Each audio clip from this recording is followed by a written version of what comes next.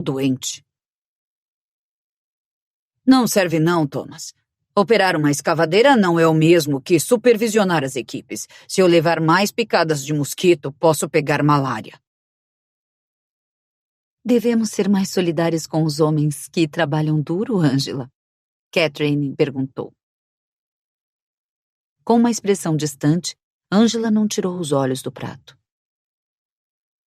Angela, Thomas a chamou. Ante o silêncio da esposa, ele estendeu a mão e tocou no ombro dela, assustando-a. Angela ergueu o olhar de repente, dando a impressão de ter ficado surpresa por ver os outros na sala de jantar. Bill acabou de dizer quantos mosquitos incomodam, comentou Thomas com uma voz encorajadora. E que ele está trabalhando mais duro do que eu. Preciso da minha esposa para me defender aqui.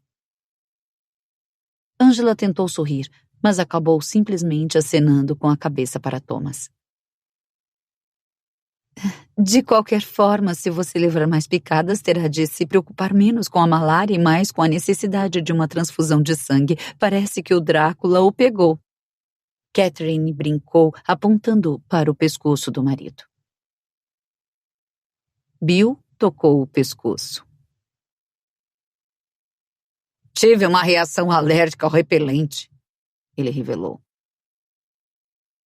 Thomas manteve a mão no ombro de Angela, numa tentativa de persuadi-la a participar da conversa. Ela colocou a mão em cima da dele e deu outro sorriso amarelo. Não sei se repelente de insetos funciona em vampiros. O comentário de Angela arrancou risadas do grupo. Ela tentou se envolver na conversa, mas sua mente estava completamente tomada pela pós-imagem da repórter da TV e pela lembrança das mulheres que haviam desaparecido naquele verão.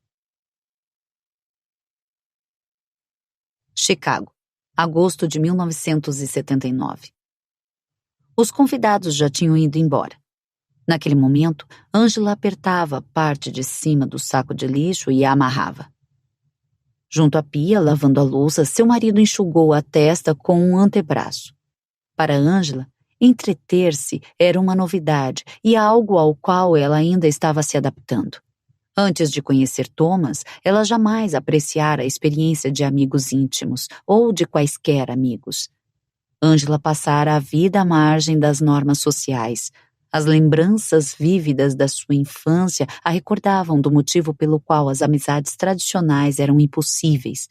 Quando tinha 5 anos, uma menina se aproximou dela na sala de aula do jardim de infância, oferecendo uma boneca Betsy McCall e convidando-a para brincarem juntas. Desde pequena, Angela se sentia bastante incomodada quando alguém chegava muito perto dela, pois se lembrava da repulsa que experimentara ao tocar em uma boneca que tantas outras crianças tinham tocado. Mesmo antes do jardim de infância, Angela carregava suas coisas em sacos plásticos para mantê-las a salvo de germes e sujeiras. Seus pais perceberam que os acessos de Angela, deslocamentos sensoriais completos, eram domados apenas quando as coisas dela estavam seguras dentro de sacos plásticos. O hábito se manteve na época do ensino fundamental, mantendo-a isolada das amizades tão firmemente quanto suas coisas eram protegidas do mundo. Assim, receber Catherine e Bill Blackwell para jantar havia levado Angela para longe da zona de conforto na qual permanecera durante meses.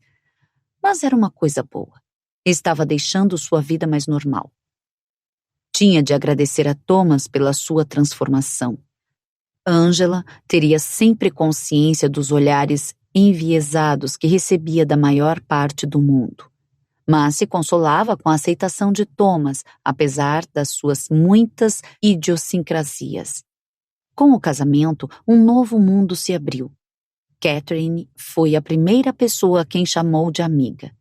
Em torno de outras pessoas, Angela conseguia controlar muitos dos hábitos singulares que a atormentavam o resto do seu tempo. Catherine vira algumas dessas idiosincrasias e as aceitava.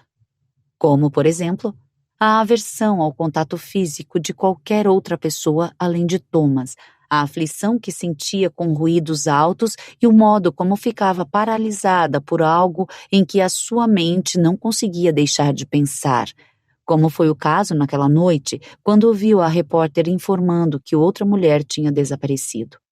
Angela não pudera se concentrar em mais nada pelo resto da noite. Apesar de sua amizade com Catherine, Angela nunca se empolgou com o marido dela, um dos amigos mais próximos de Thomas. Mas isso também não parecia ser um problema para Catherine. Elas se encontravam frequentemente para almoçar enquanto seus maridos trabalhavam. Foi divertido, Thomas comentou. Sim. Parece que você e Catherine se tornaram boas amigas. É verdade. E o marido dela também é legal. Thomas se aproximou dela.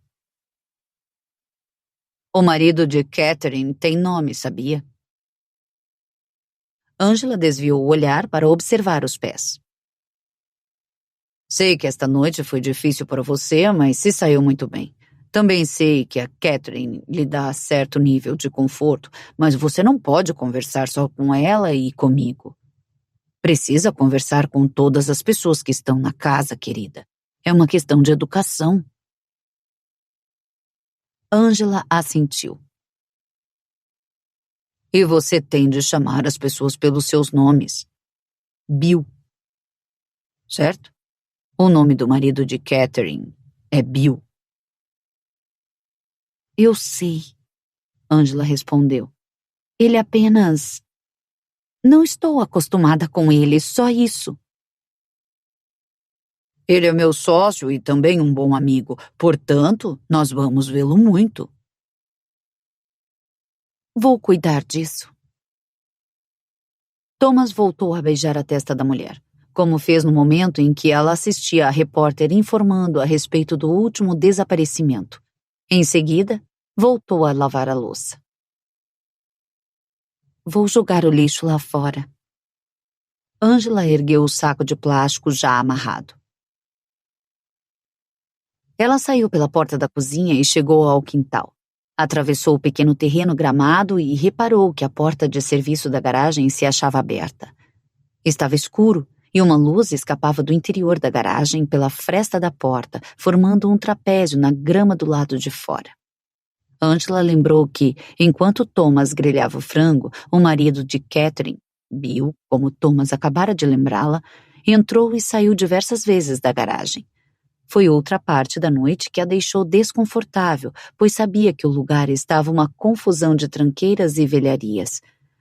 Angela sofria com coisas não estritamente organizadas e ficou tão envergonhada com a aparência da garagem que considerou trancar a porta em certo momento da noite como forma não verbal de pedir que o marido de Catherine permanecesse no terraço.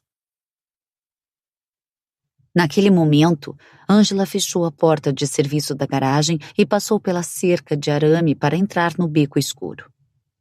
Depois de erguer a tampa da lixeira, colocou o saco no recipiente vazio. Um gato miou e saiu correndo por trás das lixeiras. Assustada, ela soltou um grito e deixou cair a tampa, provocando um barulho metálico alto que ecoou através do beco. Os cachorros latiram dos terrenos adjacentes. Angela respirou fundo e observou o beco. Um poste de luz brilhava na extremidade do quarteirão, lançando no chão as sombras oscilantes dos galhos das árvores. Em sua mente surgiu uma imagem de satélite dos limites da cidade e ela tomou como referência sua localização naquele momento, parada no beco escuro, no subúrbio. Seu pensamento se voltou para o diagrama que ela havia criado meticulosamente, no qual marcara pontos vermelhos referentes à localização presumida de cada mulher raptada. Angela destacara em amarelo brilhante a área que unia todas elas. Seu bairro se situava muito longe do pentágono colorido. Com o peito oprimido e um tremor nas mãos, Angela recuperou a tampa da lixeira e a recolocou no lugar com certo atropelo. Em seguida, atravessou rapidamente o quintal e entrou na cozinha. Thomas acabara de lavar a louça. Então, ela escutou a transmissão do jogo de beisebol do Chicago Cubs que vinha da sala de estar. Ela o avistou sentado na poltrona reclinável, o que significava que logo estaria roncando. Cheia de adrenalina, as pontas dos seus dedos coçavam e ela se esgueirou para o quarto e se ajoelhou ao pé da cama. Ao abrir o baú, achou as pastas com recortes de jornal e o mapa da cidade. E aí, está gostando dessa história? Então aproveita e deixa o seu like, assim me ajuda a continuar trazendo mais leituras para vocês. E não se esquece de se inscrever para não perder nada. Angela passou toda a noite refreando suas necessidades obsessivo-compulsivas. O autocontrole que aprendera recentemente lhe fizera muito bem. Abrira um novo mundo em relação a Thomas e permitira que se tornasse amiga de Catherine. Mas Angela sabia que não podia ignorar completamente as necessidades da sua mente e as demandas do seu sistema nervoso central que clamavam que ela organizasse, registrasse e analisasse tudo o que não fazia sentido. Angela enxergava as coisas como retas e ordenadas ou em desordem completa. Os apelos da sua mente para juntar, em ordem rígida, o que quer que fosse que não se alinhassem harmoniosamente sempre foram estridentes e impossíveis de ignorar. Mas, ultimamente, esses apelos se tornaram ensurdecedores. A ideia de que havia um homem que enganara a polícia e jogara a cidade em um estado de paralisia era a própria definição de caos. E desde que Angela dera permissão à sua psique ardente e implacável para levar em consideração aquele homem que as autoridades chamavam de o ladrão, não fora capaz de pensar em mais nada.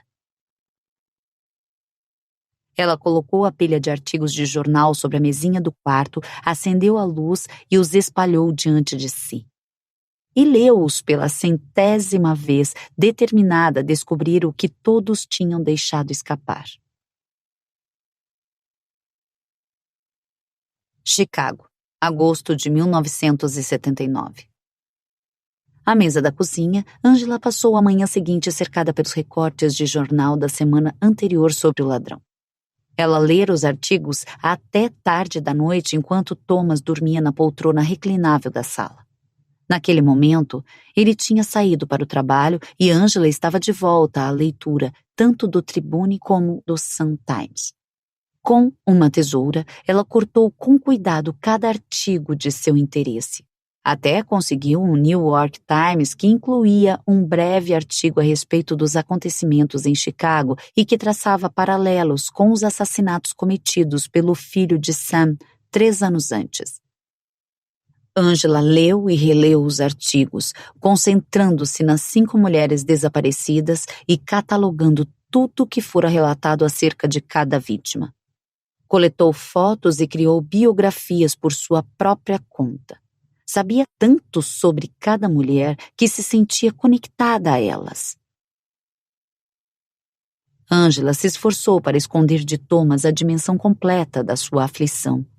Houvera períodos, no passado, em que seu transtorno obsessivo-compulsivo a consumira, assoberbando sua mente de uma maneira que impedia os rituais rotineiros da vida diária. Nos tempos mais sombrios, a doença prendera Angela à conclusão de tarefas redundantes que seu cérebro insistia serem necessárias. E quanto mais ela tentava se libertar daqueles deveres tumultuosos, mais paranoica ficava, achando que algo terrível aconteceria se ela interrompesse o ciclo de tarefas sem sentido. O ciclo de paranoia se alimentava por si mesmo até que Angela se perdia em seu poder. Estava experimentando aquele impulso novamente e sabia que precisava subjugar a crise de obsessão para evitar uma recaída. No entanto, Angela se sentia impotente quando sua mente se concentrava nas mulheres desaparecidas e no homem desconhecido responsável por aquilo. Ela acreditava que poderia encontrar um elo entre as vítimas. Ainda não decidira o que faria com sua descoberta. Talvez compartilhasse as conclusões com as autoridades. Contudo,